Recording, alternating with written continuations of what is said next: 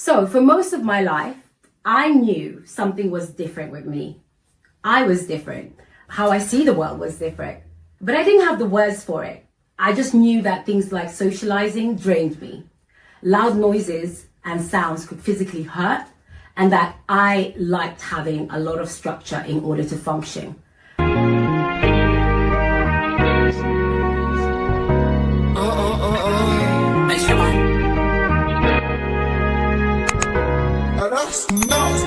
Hey everyone, my name is Lavette Jallo. I'm a 9-time award-winning author, public speaker and advocate for neurodiversity, intersectionality and human rights.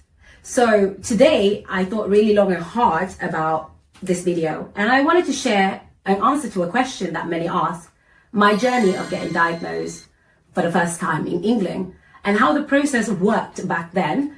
And then I'm going to break down what autism actually looks like according to clinical and medical criteria, but in a way that makes more sense and inclusive. Autism isn't just the stereotypical little white boy who loves trains. I do love trains though, and I collect Legos. Autism is something that's different for everyone. And for Black women like myself, it's a whole different challenge. Before I got my diagnosis, I spent years feeling like I was great at so many things, but I could also be failing at certain things that other people seem to find very easy to do. Conversations could be exhausting. Certain conversations just felt exhausting to partake in, especially if it involved a lot of small talk. Social settings sometimes felt like acting. And when I was overwhelmed, I just shut down. I wouldn't talk.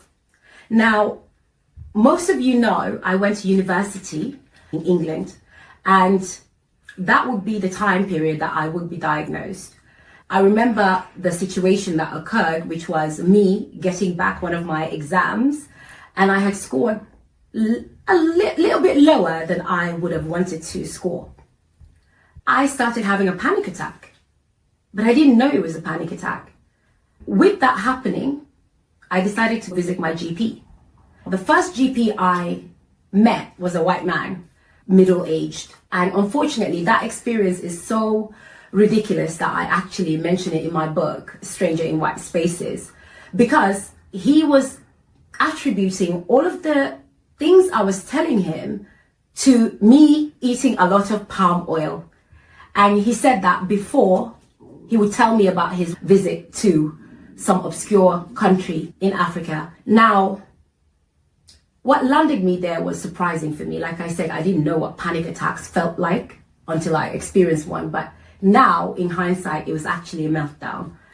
So after meeting him, we did a couple more rounds within those weeks until one day he was ill, and there was a Black woman of Caribbean descent who recognized my traits. And that's what led to me getting my diagnosis for autism and ADHD. If you are in England, this is kind of the process you have to go through. They will ask you to explain your experiences. You will have to fill out a lot of screening forms, and then you will wait. And when I say wait, you'll be waiting years. It can take up to 2 to 5 years these days. I'm happy I got this back in the early 2000s. Otherwise, I would have had to go private.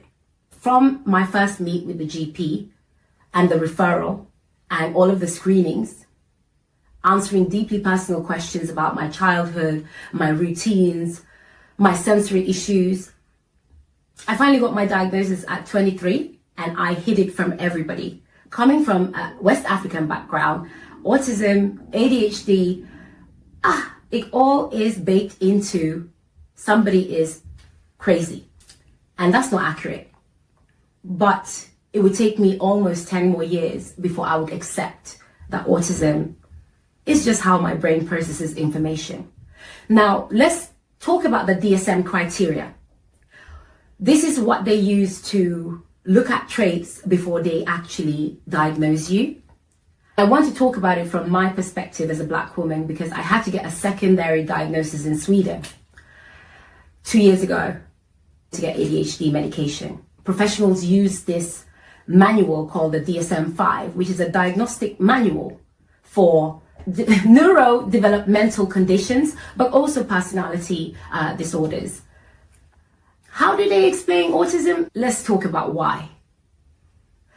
DSM-5, autism criteria, what does it actually mean? Number one is you must have persistent differences in social communication and interaction. This doesn't just mean not making eye contact. It means struggling with small talk or misreading unspoken social cues, not always knowing how to respond to people in conversations, taking things very literally, or missing people's sarcasm. For me, I've always hated small talk. If I meet someone, I want to talk about the things that are deeper. So small talk has always felt unnatural. And I want to jump into deeper topics, what we have in common, whilst everyone's still stuck talking about the weather. I'm very good at small talk, don't get it wrong. But I just didn't realize that this is one of the biggest issues. It took me years to realize that what people say and what they mean don't always align. So when someone says, let's meet up soon, it doesn't mean they want to meet up soon sometimes. They're just saying it to fill in that period of chat. If I say it, I mean it, and I will most likely contact you to meet up soon. There are examples of social misunderstandings that many of you will have. Number 2 on the DSM is repetitive behaviors and special interests. This is one of the most misunderstood parts of autism. People assume you sit rocking back and forth or obsessing over trains, but it's much more than that. It's stimming. When I'm excited, I can stim, like I can tap on my leg. I might hum. I might sing to myself. I might play with my phone just to self-regulate and self-soothe. It calms me. Now, having deep interests. These are not hobbies that everybody has. This is having a very deep special interest in a particular topic or area and going beyond just a hobby. It doesn't just make you happy. You must understand it on a deeper level. Like myself with cameras, that's how I ended up building my studio. I wanted to learn how cameras worked, how to take pictures, how to record, how to edit. And then suddenly it became and consumed quite a lot of my time. It brings me comfort. I like creating things and videos, and I like that aspect of my personality. But then strict routines, needing structure to function properly. So for me personally, that looked like having the same morning routine, taking the same bus every day, because I knew I could depend on it. And to this day, when I have interests, when I love something, I hyper-focus, whether it's researching, writing, or prep work for advocacy. It's not surface level, it's always going to be deeper than that. And then we have the issue of sensory sensitivities, having too much or too little input.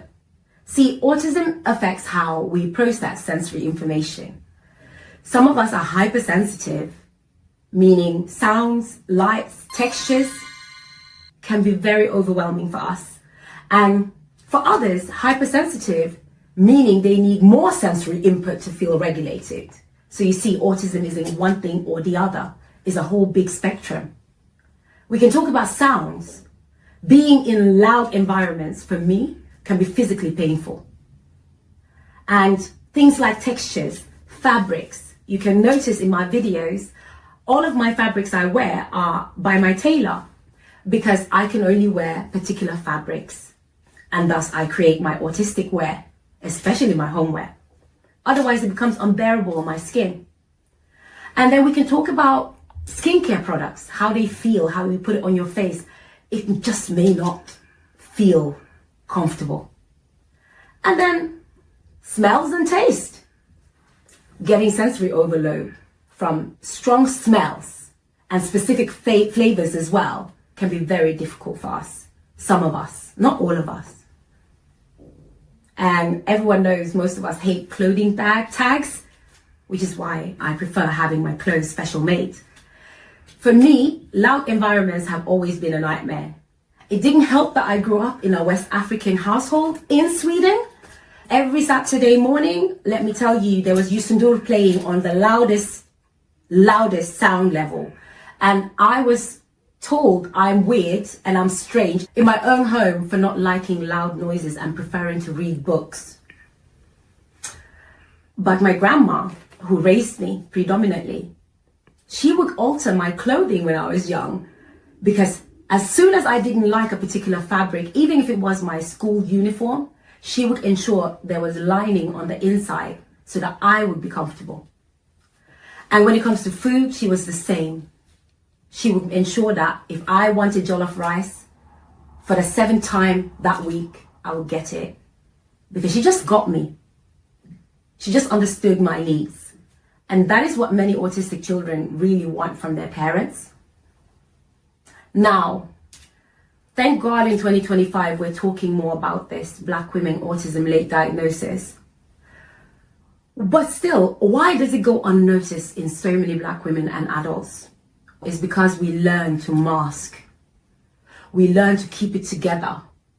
Especially if you're level 1 autistic, they call it high masking. And so when you hear all the time people telling you need to be strong, you're so independent, you're such a strong Black woman, you learn that your struggles should be ignored. If you don't want to do eye contact, you will learn to look at people's eyebrows to mimic doing eye contact. Some of the things you struggle with autism, they're just going to tell you it's anxiety before they think it is something else. And this is why so many of us get diagnosed late or not at all. It's easier to label us as something else. The system was designed to only see autism in one way. And we were never part of that picture. But it's time we are.